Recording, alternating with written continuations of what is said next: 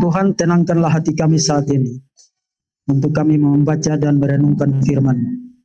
Dan biarlah Tuhan boleh hadir di sini, kemudian berbicara kepada kami melalui firman-Mu, supaya kami mendapatkan pengajaran dari firman Tuhan yang adalah kebenaran, yang menjadi dasar, landasan, penuntun, pedoman bagi kami hidup.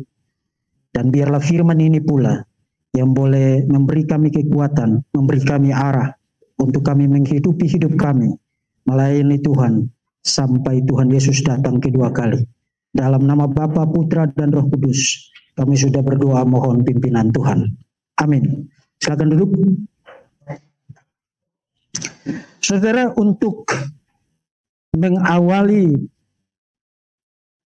yudisium program studi S1 Teologi pada hari ini, kita akan membaca satu bagian firman Tuhan dari Matius pasal yang ke-13, ayat yang ke-51 dan ayat yang ke-52.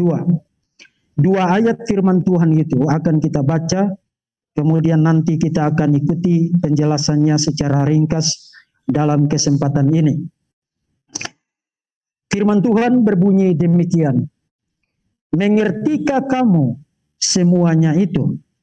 Mereka menjawab, ya, kami mengerti.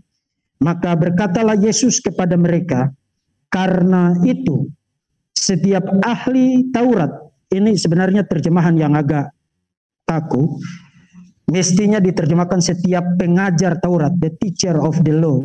Setiap pengajar Taurat yang menerima pelajaran dari hal kerajaan surga itu, seumpama tuan rumah yang mengeluarkan harta yang baru dan yang lama dari perbendaharaannya. Nah, saudara-saudara, Matius pasal 13 adalah kumpulan perumpamaan Yesus. Kalau saudara menghitung jumlah perumpamaan itu, berdasarkan pembagian perikopnya di dalam LAI Indonesia Baru, saudara hanya temukan 6 perumpamaan di situ. Sebenarnya, kalau saudara benar-benar hitung sesuai dengan kandungannya, bukan hanya ada 6, tapi ada 8. Karena apa? Karena di ayat 31 sampai dengan ayat yang ke-34, sebenarnya LAI Indonesia Baru menggabungkan 2 perumpamaan di situ. Jadi ada perumpamaan tentang biji sesawi, kemudian di ayat 33 sampai dengan ayat 35, itu ada perumpamaan tentang ragi. Lalu di bagian perikop yang tadi kita baca, mulai dari ayat 47 sampai dengan 52, diperlakukan oleh LAI sebagai satu perikop, satu topik menyatu. Sebenarnya tidak. Ayat 47 sampai dengan 50 itu satu perumpamaan tersendiri, perumpamaan tentang pukat. Lalu ayat 51 dan 52 itu juga perumpamaan tersendiri, yaitu perumpamaan tentang harta yang baru dan harta yang lama. Jadi kalau saudara hitung berdasarkan isinya, itu ada 8 perumpamaan di dalam Matius pasal yang ke-13. Nah, yang menarik itu begini. Kalau saudara baca Matius pasal 13, dalam konteks perumpamaan itu, ada satu motif utama yang muncul di dalam pasal itu, yaitu motif tentang mengerti. Kalau saudara perhatikan, bahkan mulai dari Matius pasal 1 ayat 1 sampai dengan ayat yang ke-17 saja, saudara akan perhatikan penekanan berulangnya adalah soal mengerti. Misalnya setelah Yesus mengemukakan perumpamaan tentang penabur, kemudian di ayat 10 para murid datang, kemudian bertanya, kenapa engkau mengajar dengan perumpamaan? Lalu apa jawaban Yesus? Kepada kamu diberikan rahasia untuk mengerti. Diberikan anugerah untuk mengerti rahasia kerajaan surga. Tetapi kepada mereka tidak. Itu muncul di ayat yang ke-13. Kemudian muncul lagi di ayat yang ke-14. Namun tidak mengerti. Kemudian kalau saudara baca terus pasal 13 ayat yang ke-23 Soal mengerti muncul lagi di situ. Kemudian muncul persis di bagian akhir dari pasal 13. Mengertikah kamu akan semuanya itu? Nah, di dalam konteks perumpamaan itu, poin penekanannya adalah mereka yang tidak percaya kepada Yesus. Mereka tidak mengerti rahasia kerajaan surga. Tapi mereka yang percaya kepada Yesus memiliki pengertian akan rahasia kerajaan surga. Jadi pasal 13 dari Injil Matius ini, dalam konteks perumpamaan-perumpamaan itu, poin yang menyatukan perumpamaan itu adalah siapa yang mengerti dan siapa yang tidak mengerti. Mereka yang tidak mengerti adalah mereka yang tidak percaya Yesus.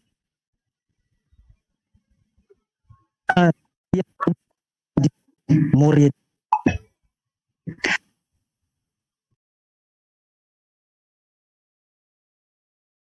Dan Yesus bilang begini, karena saudara baca di ayat yang ke-52, maka berkatalah Yesus kepada mereka, karena itu. Jadi karena apa? Karena kamu mengerti, karena kamu paham, karena kamu memiliki understanding terhadap rahasia kerajaan surga, maka di ayat yang ke-52, karena itu setiap ahli Taurat yang menerima pelajaran dari hal kerajaan surga. Nah, Yesus tidak bicara tentang ahli Taurat di sini. Yesus bicara tentang mereka yang mengajarkan firman Tuhan. Makanya tadi saya katakan bagian itu mestinya diterjemahkan the teacher of the law. Mereka yang mengerti tentang kitab suci, kemudian mereka menerima pelajaran darinya. Yesus katakan di ayat yang ke-52, setiap pengajar firman Tuhan yang menerima, setiap pengajar firman Tuhan yang menerima pelajaran dari hal kerajaan surga itu, seumpama tuan rumah yang mengeluarkan harta yang baru dan yang lama dari. Yesus bilang mereka yang sudah belajar, kemudian mereka mengerti apa yang harus mereka lakukan. Mengajar. Mereka harus mengajar. Mengajarkan itu, dan itu diumpamakan seperti orang yang mengeluarkan harta yang baru dan harta yang lama dari perbendaharaan. Nah, yang menarik adalah kalau saudara baca di pasal 12, dalam pasal yang ke-12, ketika bicara tentang orang mengeluarkan apa yang ada di dalam hatinya, kata harta itu digunakan sebagai pengganti untuk hati seseorang. Dan di dalam Alkitab, hati itu bicara tentang keseluruhan diri seseorang. Artinya, yang dikatakan oleh Yesus di sini adalah orang yang mengerti rahasia kerajaan surga. Pengertiannya akan rahasia kerajaan surga itu menguasai hidupnya sedemikian rupa, sehingga dia tidak bisa melakukan sesuatu yang lain selain mengajarkan apa yang dia sudah mengerti tentang rahasia kerajaan surga. Artinya pengertian akan rahasia kerajaan surga itu menjadi terinternalisasi, menyatu dengan dirinya, sehingga dia tidak melakukan sesuatu yang lain selain daripada harta yang lama dan harta yang baru. Pengertiannya akan rahasia kebenaran firman Tuhan. Saudara, kalau orang itu dikuasai oleh firman Tuhan, dia kemana saja, yang dia katakan dan yang dia ajarkan adalah firman Tuhan. Kalau orang itu dikuasai oleh firman Tuhan, maka apapun yang dia lakukan, yang saudara akan lihat di situ adalah saudara akan melihat pengajaran firman Tuhan akan terus-menerus keluar dari dalam diri orang itu. Artinya, kebenaran firman Tuhan itu menguasai dia sedemikian rupa, sehingga dia tidak punya sesuatu yang lain selain daripada pengajaran firman Tuhan. Tidak usah sibuk dulu dengan itu.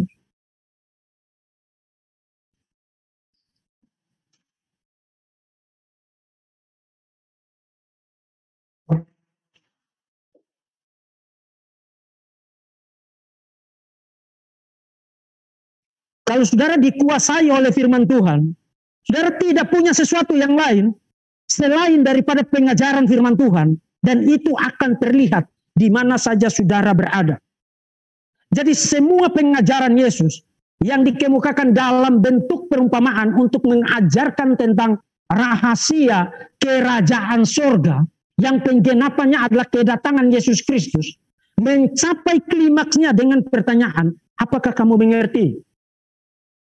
Kemudian diikuti dengan, karena itu kamu sudah mengerti, ajarkan itu seperti orang yang mengeluarkan harta yang terpendam, baik harta yang lama maupun harta yang baru.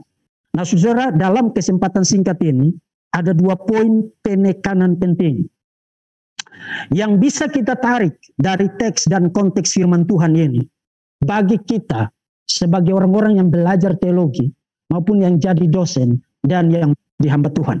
Pertama, tidak bisa melayani tanpa pengertian. Saudara tidak bisa menjadi seorang pengkhotbah dengan kepala kosong. Saya tidak mau belajar, tapi saya punya hati untuk jadi hamba Tuhan. Itu stupid. Itu simply impossible. Para murid pada awalnya tidak mengerti, tapi kemudian mereka bertumbuh di dalam pengertian. Terus-menerus mendengarkan pengajaran firman Tuhan dari Yesus Kristus. Kemudian pada akhirnya Yesus bertanya, kamu sudah paham? Kemudian mereka jawab, ya, kami sudah mengerti. Kemudian Yesus katakan, karena itu, karena kamu sudah paham, maka sekarang kamu harus mengajar. Mengajar seperti orang mengeluarkan harta yang lama dan harta yang baru dari perbendaharaannya. Jadi pelayanan kepada Tuhan, terutama pelayanan pengajaran firman Tuhan dari atas mimbar atau sebagai dosen, atau sebagai penginjil, atau sebagai misionaris, atau sebagai seorang gembala, harus dimulai dengan pembentukan pengertian. Harus dimulai dengan orang belajar sampai dia paham. Harus dimulai dari situ. Dan pembentukan pemahaman, pembentukan pengertian itu tidak terjadi hanya dengan orang begitu. Tidak terjadi dalam sekejap. Tidak terjadi dalam satu malam. Tidak terjadi dengan orang hanya baca satu buku atau ikut satu kelas. Tapi itu terjadi melalui satu proses belajar dalam kurun waktu tertentu yang memungkinkan dia untuk nanti menjawab pertanyaan Tuhan. Kamu sudah paham? Kalau kamu sudah paham, mengajar. Nah, saudara yang sudah mengikuti proses belajar mengajar selama kurang lebih 4 atau 5 tahun sampai dengan program sarjana, saudara sudah memulai perjalanan saudara melayani Tuhan dengan proses pembentukan pengertian. Nah, di menjelang akhir dari studi saudara pada jenjang sarjana ini, pertanyaannya sekarang adalah, apakah kamu sudah paham? Dan untuk menjawab pertanyaan itu, mengasumsikan apa yang kamu lakukan dalam 4-5 tahun terakhir ini. Pada waktu kelas-kelas itu dilaksanakan, apa yang kamu lakukan di kelas itu? Datang serius, mengikuti setiap pelajaran dengan benar, atau kamu hanya duduk untuk ngisi absen? Pada waktu dosen memberi kamu tugas, apakah kamu serius mengerjakan itu? Atau asal kerjaan, nanti besok mau kumpul, malam ini tidak tidur sampai pagi, kemudian besok asal-asalan lalu dikumpulkan. Pada waktu kamu di asrama, disuruh harus bangun pagi, kerja praktis, kemudian ibadah secara rutin, studi mandiri, semua disiplin, tata tertib, aturan yang ada. Apakah kamu mengikuti itu semua sebagai satu proses? Bukan hanya proses pembentukan pengertian, tapi juga proses pembentukan karakter. Sehingga di akhir dari studi saudara, waktu saudara ditanya, apakah saudara sudah paham? Saudara bisa jawab, ya, sudah paham. Nah, kalau kau sudah paham, sekarang saudara harus memenuhi mandat pada ayat yang ke-52.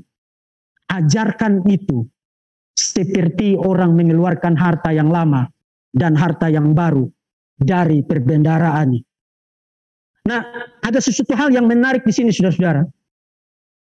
Ada satu perbedaan besar antara orang yang mengerti, antara orang yang punya pengetahuan, dan sekadar mengisi otaknya dengan pengertian, pemahaman demi pemahaman, berbagai macam konsep, berbagai macam doktrin, berbagai macam prinsip tafsir, bahasa Yunani, bahasa Ibrani, dan lain sebagainya.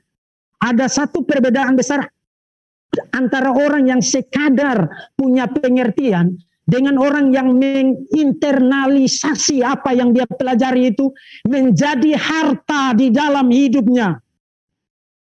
Ada perbedaan besar. Saudara, perhatikan bagaimana Yesus formulasi kata-katanya di situ. Yang Yesus katakan adalah, karena itu setiap pengajar firman yang menerima pelajaran dari hal kerajaan itu seumpama tuan rumah yang mengeluarkan harta yang baru dan harta yang lama dari perbendaharaannya. Artinya, dia bukan hanya punya pengertian, tapi dia melihat pengertian itu sebagai sesuatu yang priceless, yang sangat berharga. Saudara tidak bisa menipu orang untuk jangka waktu yang lama. Lama-kelamaan orang akan lihat apa yang sebenarnya paling berharga bagi kamu. Karena pada prinsipnya, kalau saudara baca Matius pasal 6 ayat 21, Yesus katakan, di mana hartamu berada, di situ hatimu berada. Nah, di dalam ayat itu Yesus tidak bilang jaga hatimu, bukan itu poinnya. Tapi poin Yesus adalah pilih hartamu. Pilih hartamu. Karena di mana hartamu berada, di situ hatimu berada. Apa yang paling berharga dari hidupmu, itu yang akan terus-menerus engkau keluarkan untuk engkau berikan kepada dunia ini. Saudara tidak bisa memberikan apa yang saudara tidak punya. Saudara hanya bisa memberikan sesuatu yang saudara punya. Dan sesuatu yang saudara punya sebagai sesuatu yang sangat berharga, itulah yang akan terus-menerus saudara berikan kepada dunia ini. Saudara, kadang-kadang saya miris. Saya sedih melihat banyak orang, termasuk banyak hamba Tuhan, yang saudara tidak lihat bahwa dia dikuasai oleh firman Tuhan, dikuasai oleh kebenaran, terlibat dalam pelayanan, ya, terlibat dalam berbagai macam aktivitas rohani, ya, terlibat dalam berbagai macam kegiatan pelayanan, ya. Tapi itu hanya stop sampai di situ. Begitu dia di luar, dia menjadi seorang yang lain. Jadi apa yang saudara lihat dari hidupnya di luar, dengan apa yang saudara lihat dari hidupnya ketika di gereja atau terlibat di dalam pelayanan, itu seperti dua pribadi yang berbeda. Completely different person. Waktu saudara lihat dia di dalam pelayanan, saudara lihat seperti adiknya malaikat, bahkan mungkin kemenakannya Gabriel. Tapi begitu saudara lihat dia di luar, yang saudara lihat ini seperti keponakannya Lucifer. Completely different person. Kenapa? Dia hanya mengerti tentang pelajaran tentang firman Tuhan. Tapi pelajaran tentang firman Tuhan itu tidak menjadi harta di dalam hidupnya. Karena apa, saudara-saudara? Karena apa yang kamu punya, itulah yang akan kamu berikan. Kalau yang kamu punya adalah otak kotor, yang kamu berikan adalah sesuatu yang kotor. Kalau yang kamu punya adalah genit-genit, yang kamu berikan adalah genit-genit. Yang kamu punya adalah penipuan, yang kamu berikan adalah penipuan. Kalau yang kamu punya adalah firman Tuhan, yang kamu berikan adalah, karena pada prinsipnya orang hanya bisa memberi apa yang dia punya. Orang tidak bisa memberi sesuatu yang dia tidak punya. Pertanyaan saya untuk saudara-saudara, 10 orang yang akan kita tamatkan hari ini adalah, pertama, apakah saudara sudah paham? Paham tentang Alkitab? Paham tentang siapa itu Tuhan? Paham tentang siapa itu Yesus Kristus? Paham tentang apa tujuan hidupmu? Paham tentang apa yang harus menjadi prioritas dari kehidupan dan pelayananmu? Paham tentang segala sesuatu mengenai kebenaran firman Tuhan dan pelayanan dan lain sebagainya yang mendukung visi dan misimu untuk ke depan menjadi seorang apa? Apakah saudara sudah paham? Kedua, apa yang saudara pahami itu, apakah saudara melihat itu sebagai harta yang priceless, yang sangat berharga? Karena kalau saudara baca di perumpamaan sebelumnya, hanya sebelum perumpamaan tentang pukat itu bicara tentang kerajaan surga itu seperti harta terpendam, yang orang bahkan jual segala-galanya hanya untuk dapatkan harta itu. Apakah saudara melihat pemahaman saudara, pengertian saudara akan firman Tuhan, pengajaran-pengajaran tentang kebenaran yang saudara pelajari selama duduk di bangku kuliah pada program S1 ini, apakah saudara melihat itu sebagai harta yang tidak tertandingi nilainya atau tidak? Karena hanya dengan melihat pengertian itu sebagai sesuatu yang tidak terbandingkan nilainya, maka kemanapun saudara pergi saya tidak khawatir. Karena di mana saja saudara berada, yang keluar dari mulut saudara, yang terlihat dari gaya hidup saudara adalah pengajaran firman Tuhan.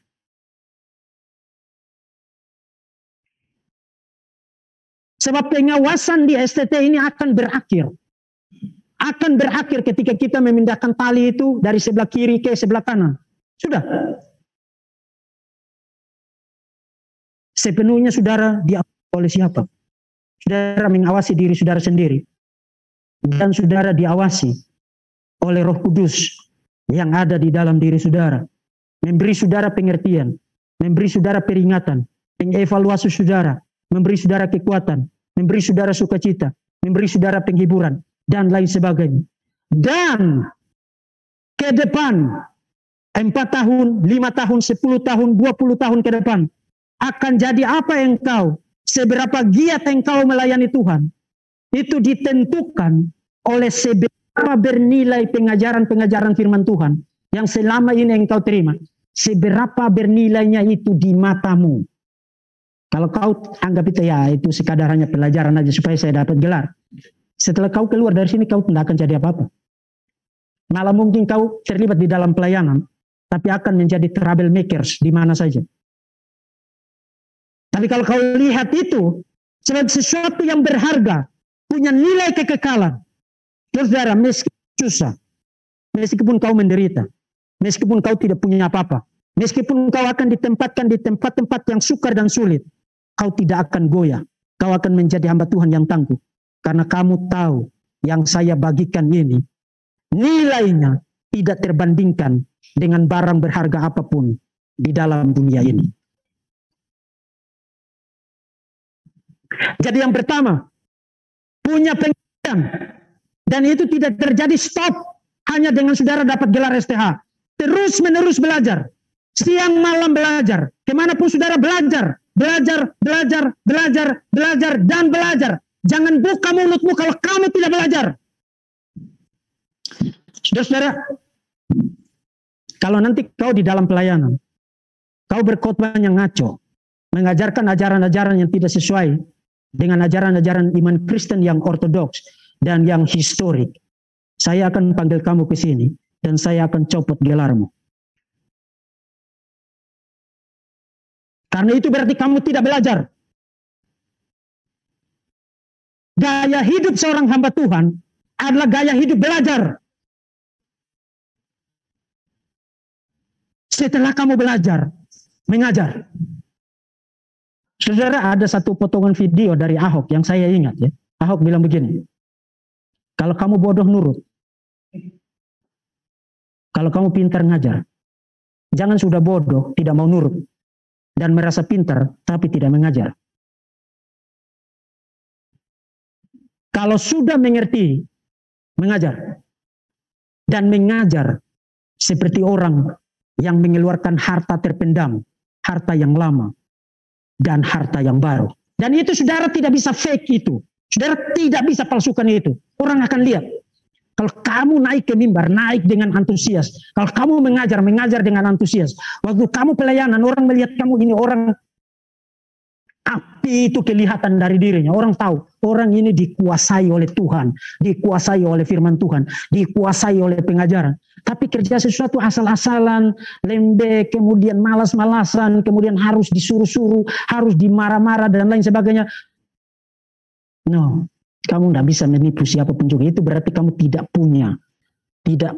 punya pemahaman tentang kebenaran itu sebagai sesuatu yang sangat berharga, seperti harta yang tidak ternilai, dan itu seperti yang digunakan oleh Yesus di dalam bagian ini. Jadi ingat baik-baik saudara-saudara yang akan tamat maupun yang baru bergabung dengan STTRI maupun yang sudah jadi mahasiswa, gaya hidup seorang hamba Tuhan adalah gaya hidup belajar.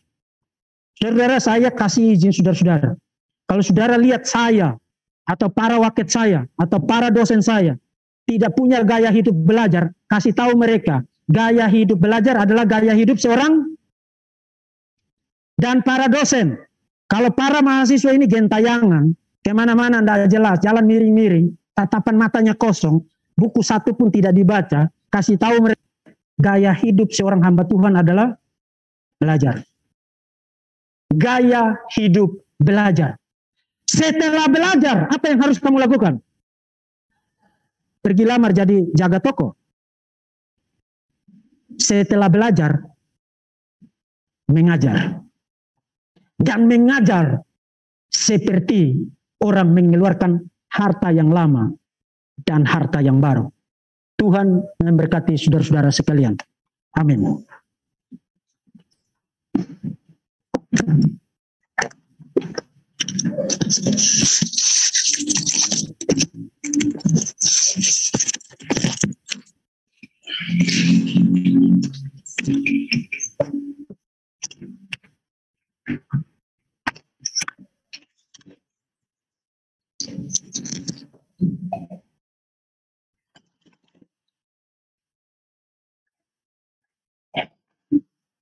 Yudisium Sekolah Tinggi Teologi Raja Wali Arastamar Indonesia, Batam, Jumat 29 Juli 2022. Sekarang kita dengarkan sambutan Ketua Sekolah Tinggi Teologi Raja Wali Arastamar Indonesia oleh Bapak Dr. Deki Hitnas Yang Gadas, Magister Definitif, Magister Teologia. Pada Bapak dipersilakan. Saya itu langsung berdisi kan.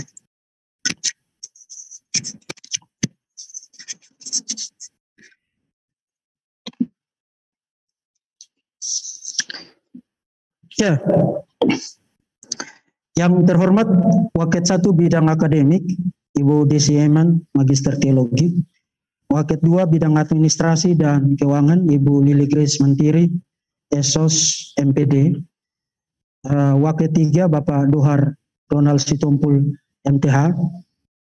Dan yang terhormat para dosen yang hadir, Pak Saud yang hadir saat ini, dan yang saya kasihi dan yang saya cintai, para mahasiswa-mahasiswi sekalian, baik yang baru tiba di kampus ini maupun yang sudah menjadi mahasiswa di tempat ini, dan yang saya banggakan, para calon wisudawan wisudawati yang akan ditamatkan pada hari ini melalui prosesi akademik yudisium program studi S1 Teologi Sekolah Tinggi Teologi Raja Wali Arastamar Indonesia. Saudara, ini adalah momentum pertama di dalam sejarah berdirinya STTRI Batam. Hari ini kita ada di sini, duduk di hadapan sejarah dan memberikan kesaksian bahwa pengalaman hidup yang kita sudah lewati itu tidak mengalahkan kita. Hari ini kita bersama-sama ada di tempat ini untuk mengikuti satu upacara akademik yang bermartabat ini.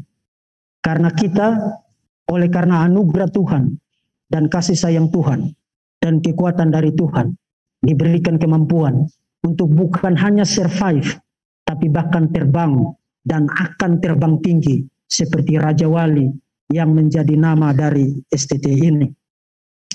Kepada saudara-saudara 10 orang yang hari ini kita akan tamatkan, saya ingatkan kepada saudara, gelar sarjana teologi itu tidak cukup bagi saudara untuk membuat saudara itu berpuas diri. Itu hanya awal. Hanya awal yang dimaksudkan untuk mendorong saudara itu terus-menerus belajar dan belajar dan belajar. Nanti saudara akan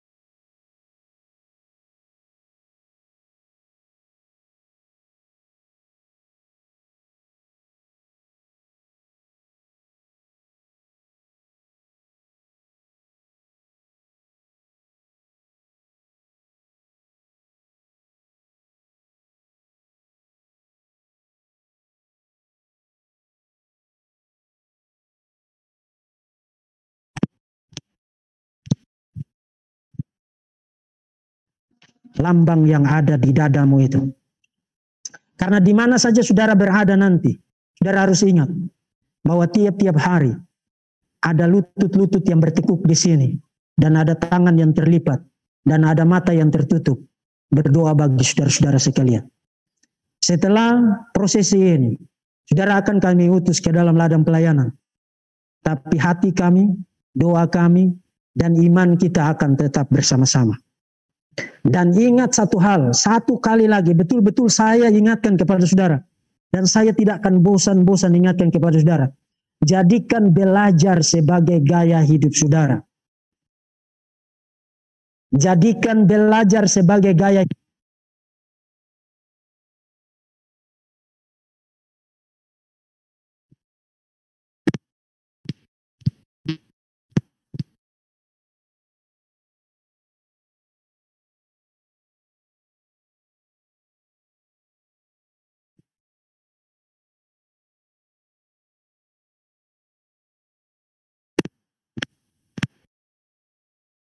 Untuk Tuhan di dalam dunia ini. Kemudian nanti kita akan hidup di dalam kekekalan untuk selama-lamanya. Saya, Ketua Sekolah Tinggi Teologi Raja Wali Arastamar Indonesia, mengucapkan selamat untuk 10 orang saudara-saudara kita yang hari ini akan ditamatkan melalui prosesi yudisium ini. Dan kiranya Tuhan, Allah Tritunggal, Bapa, Putra, dan Roh Kudus, menjaga, memberkati, melindungi, menuntun, menghibur, menyertai engkau di mana saja engkau berada. Mulai dari saat ini, seterusnya sampai kita menutup mata, kita masuk ke dalam kekekalan. Tuhan memberkati saudara-saudara sekalian. Pembacaan hasil sidang skripsi program studi S1 Teologi. Hasil sidang skripsi mahasiswa tingkat akhir program studi S1 Teologi Sekolah Tinggi Teologi Raja Wali Arastamar Indonesia.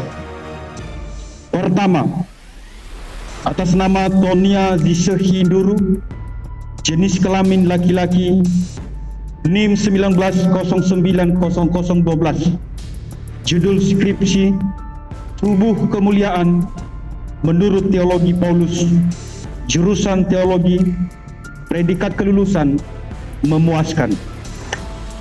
Kedua, atas nama Alpiandi Dareda, jenis kelamin laki-laki, NIM 18010001,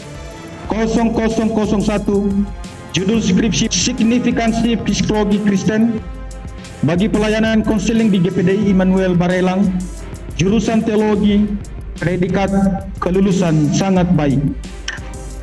ketiga atas nama Deser Manzai, jenis kelamin laki-laki, NIM 1909-006, judul skripsi pandangan Bapak-Bapak Gereja tentang Batu Karang dalam Matius 16 ayat 18, jurusan teologi, predikat kelulusan sangat baik. Yang keempat, atas nama Elis Fira Firnata, jenis kelamin perempuan, NIM 1909-007, judul skripsi ajaran sehat menurut surat-surat pastoral, jurusan teologi, predikat kelulusan sangat baik. Yang kelima, atas nama Eltria Juanta, jenis kelamin laki-laki, NIM 1809-002, judul skripsi perspektif teologi biblika mengenai makan darah, jurusan teologi, predikat kelulusan baik. Yang keenam, atas nama Sayan Nilase, jenis kelamin perempuan, NIM 1809-004, jurusan skripsi esensial kitab di tengah kecanggihan smartphone, jurusan teologi, predikat kelulusan baik. Yang ketujuh, atas nama Orisius Lasena, jenis kelamin laki-laki, NIM 1809-003, judul skripsi Yesus sebagai Immanuel menurut Injil Matius, jurusan teologi, predikat kelulusan cukup baik. Yang kedelapan, atas nama Georgius Alfaga Tralaia, jenis kelamin laki-laki, NIM 1909-009, judul skripsi perjalanan misi Paulus dalam memberitakan Injil, jurusan teologi, predikat kelulusan cukup baik.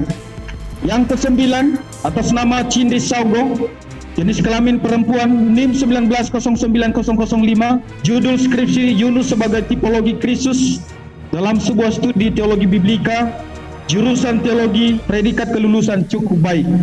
Dan yang terakhir, yang ke-10, Poppy Anggriani Mendeva, jenis kelamin perempuan, NIM 1909-011, judul skripsi teologi Paulus tentang manusia baru dalam surat-surat Paulus, jurusan teologi, predikat kelulusan cukup baik. Demikian hasil pembacaan hasil sidang skripsi yang telah dilaksanakan 27-28 Juli 2022. Sekarang mari kita mendengarkan pembacaan SK Yudisium oleh Ibu Waket 1 Bidang Akademik, Ibu Desi Eman, Magister Teologi. Dipersilakan. Keputusan Wakil Ketua 1 Bidang Akademik Sekolah Tinggi Teologia Raja Wali Arastamar Indonesia Batam nomor 045 SKS Waket 1 STT Rai Angka Romawi 7 2022 tentang penetapan kelulusan mahasiswa program studi strata 1 teologi Sekolah Tinggi Teologia Raja Wali Arastamar Indonesia Batam pada yudisium semester ganjil tahun akademik 2022-2023 atas anugerah Allah Tritunggal Waket 1 Bidang Akademik Sekolah Tinggi Teologi Raja Wali Arastamar Indonesia Batam menimbang A. Bahwa berdasarkan hasil evaluasi belajar mahasiswa program sarjana S1 Teologia Sekolah Tinggi Teologi Raja Wali Arastamar Indonesia Batam tahun akademik 2022-2023 dalam rentang waktu 27 sampai 28 Juli 2022. Terdapat sejumlah mahasiswa yang telah memenuhi persyaratan kelulusan pada program sarjana S1 Teologi sehingga dapat ditetapkan kelulusannya. B. Sehubungan dengan butir A di atas, perlu menetapkan keputusan Waket 1 Bidang Akademik Sekolah Tinggi Teologi Raja Wali Arastamar Indonesia Batam tentang penetapan kelulusan mahasiswa program sarjana S1 Teologi Sekolah Tinggi Raja Wali Arastamar Indonesia Batam pada yudisium pada semester ganjil tahun ajaran 2022-2023. Mengingat 1. Undang-Undang Nomor 20 Tahun 2003 tentang Sistem Pendidikan Nasional. Lembaran Negara Republik Indonesia tahun 2003 Nomor 78. Tambahan Lembaran Negara Republik Indonesia Nomor 4301. 2. Undang-Undang Nomor 12 Tahun 2012 tentang Pendidikan Tinggi. Lembaran Negara Republik Indonesia tahun 2012 Nomor 158. 3. Peraturan Pemerintah Nomor 4 Tahun 2014 tentang penyelenggaraan pendidikan dan pengelolaan perguruan tinggi. Lembaga Negara Republik Indonesia tahun 2014 Nomor 16. 4. Peraturan Menteri Riset, Teknologi dan Pendidikan Tinggi Republik Indonesia Nomor 32 Tahun 2016 tentang akreditasi program studi dan perguruan tinggi. 5. Statuta Sekolah Tinggi Teologi Raja Wali Arastambar Indonesia Batam periode tahun 2021-2022. 6. Surat Keputusan Waket 1 Bidang Akademik Sekolah Tinggi Teologi Raja Wali Arastambar Indonesia Batam nomor 1 tahun 2021 tentang peraturan akademik program sarjana S1 Teologi Sekolah Tinggi Teologi Raja Wali Arastambar Indonesia Batam. 7. Hasil ujian proposal skripsi pada bulan Januari 2022. 8. Hasil ujian skripsi pada tanggal 27 sampai 28 Juli tahun 2022.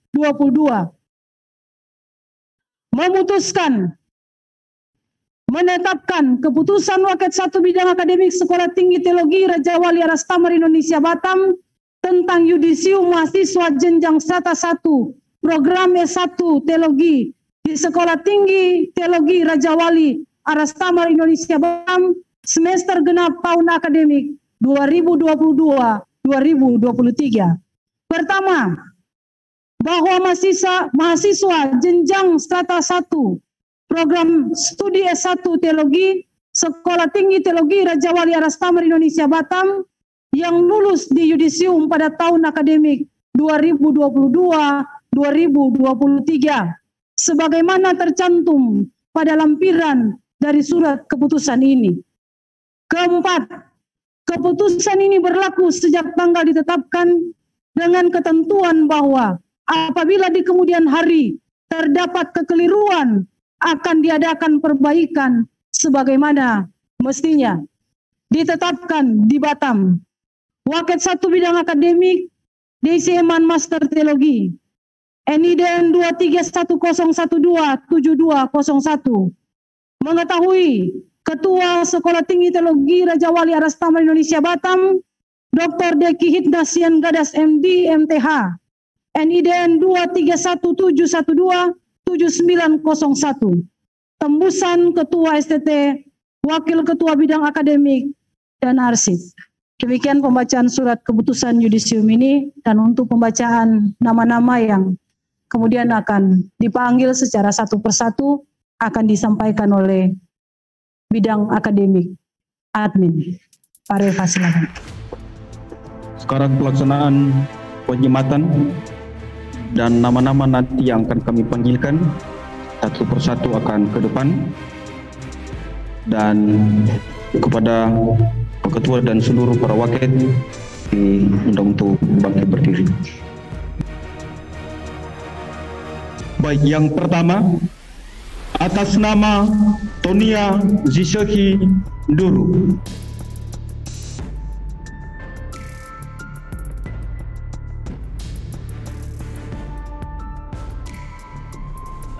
Dua, atas nama Alfiandi Dareda.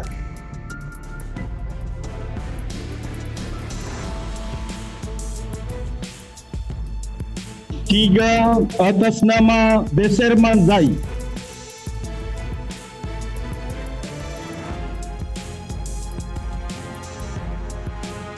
Empat, atas nama Elis Tira Firnata.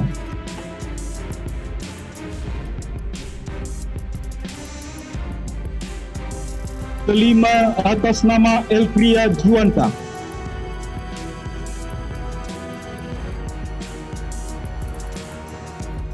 Keenam, atas nama Sayani Lase.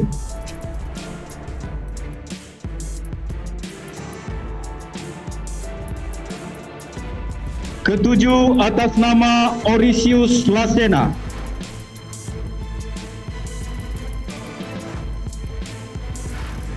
Kedelapan, atas nama Georgius Alfagatra Laia.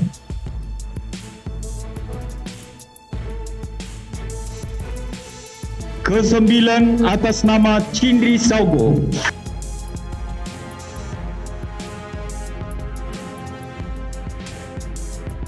Terakhir, atas nama Poppy Anggriani Mendeva.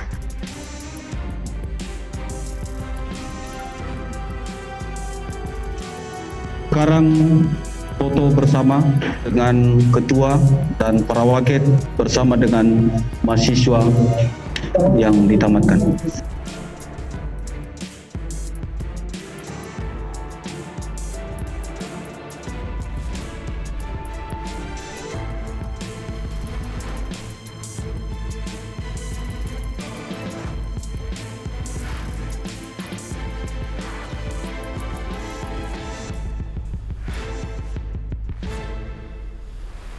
Tuhan, terima kasih untuk seluruh rangkaian acara yudisium program studi sarjana teologi pada hari ini. Kami bersyukur karena perjuangan proses belajar mengajar selama bertahun-tahun mencapai puncaknya melalui penamatan 10 orang dari mahasiswa-mahasiswi STT Rai Batam. Terima kasih untuk anugerah demi anugerah yang Tuhan sudah karuniakan bagi kami, baik itu para dosen maupun para mahasiswa-mahasiswi yang hari ini kami tamatkan.